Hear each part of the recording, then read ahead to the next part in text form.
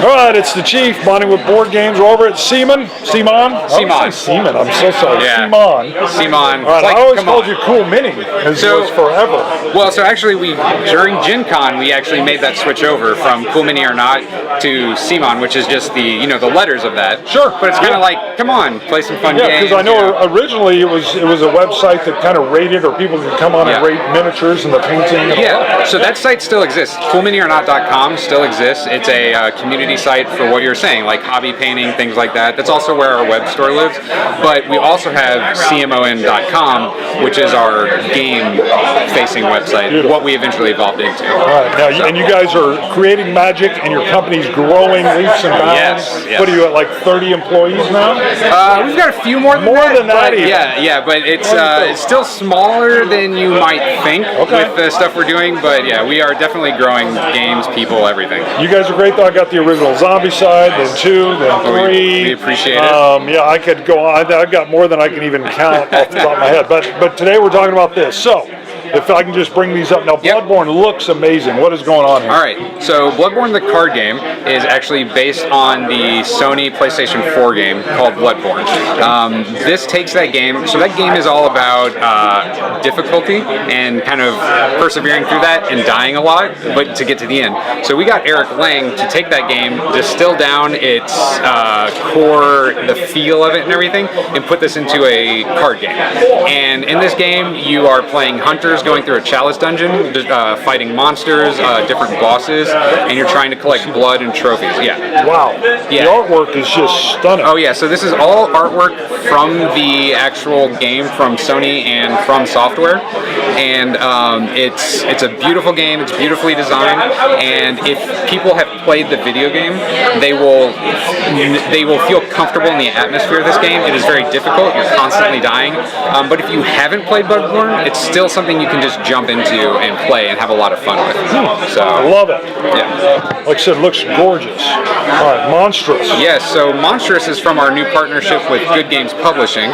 So this was out in Australia a little while ago. They did a Kickstarter for it, but now through our new partnership with Good Games, we're bringing Monstrous and Unfair next year to the States, to English-speaking countries outside of Australia.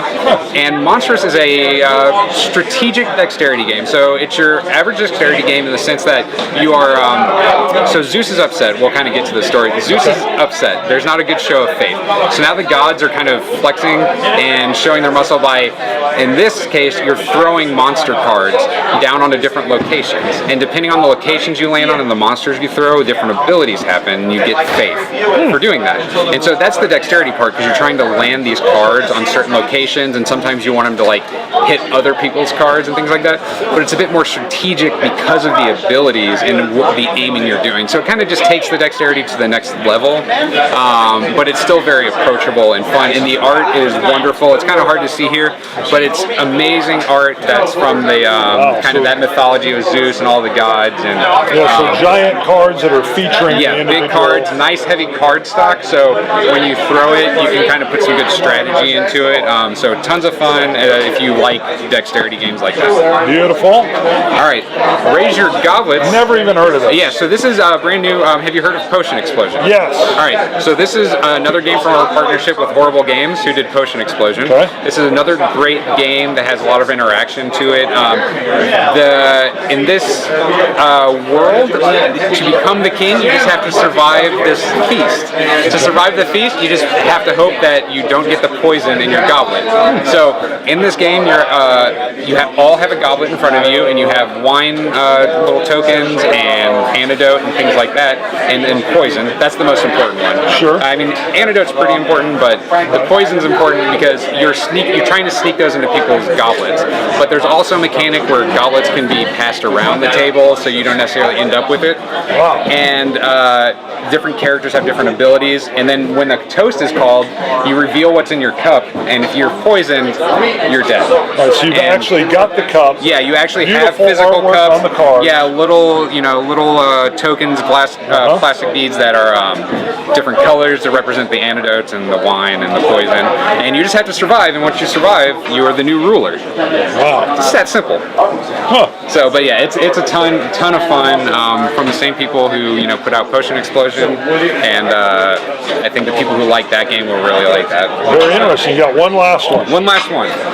Well, we got a lot, but Well, I know you got one last one just for now. There is we won't here. we won't keep you locked down just to our booth. So Kings is actually premiering here. We haven't even talked about it that much.